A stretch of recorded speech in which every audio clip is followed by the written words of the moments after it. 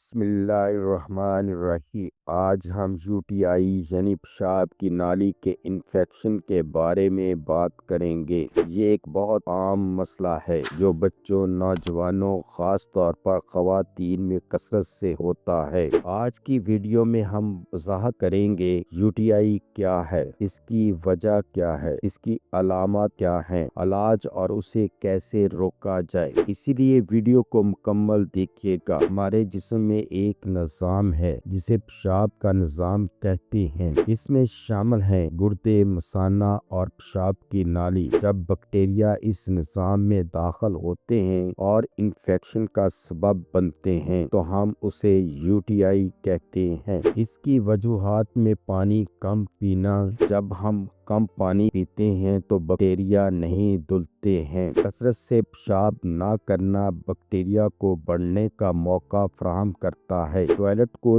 استعمال کے بعد غلط طریقے سے صاف کرنا، جنسی عمل کے بعد صفائی نہ کرنا، ذیابیطس کے مریض اور حمل کے دوران خواتین کو انفیکشن ہونے کا زیادہ امکان ہوتا ہے کیونکہ ان کی پیشاب کی نالی چھوٹی ہوتی ہے۔ اس کی عام علامات میں شامل ہے پیشاب میں جلن کا احساس، بار بار پیشاب آنا، معمولی پیشاب آنا، پیٹ کے نچلے حصے یا کمر میں درد، پیلا یا بدبودار پیشاب، کبھی کبھار بخار اور شدید حالتوں میں خون آنا۔ اگر انفیکشن گردوں میں پھیلتا ہے تو اس کا سبب بن سکتا ہے تیز بخار کے پیٹ کے اوپر درد اور خطرناک ہو سکتا ہے۔ اس کا علاج اینٹی بایوٹک سے کیا جاتا ہے لیکن بغیر جانچ اور ڈاکٹر سے مشورہ کیے اینٹی بایوٹکس لینا غلط ہے۔ اس کی روک تھام کے لیے روزانہ زیادہ پانی پئیں، کم سے کم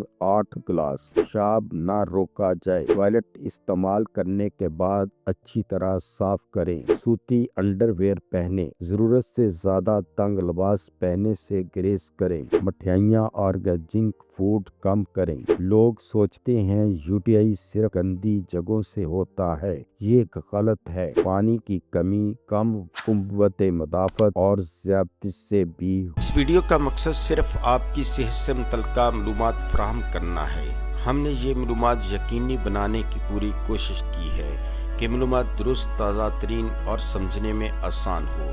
یاد رکھیں، ادویات کو استعمال کرنے سے پہلے اپنے مالج سے ضرور مشورہ کر لیں۔ اگر آپ کو ہماری یہ ویڈیو اچھی لگی ہے تو سبسکرائب، لائک اور شیئر ضرور کریں۔ شکریہ۔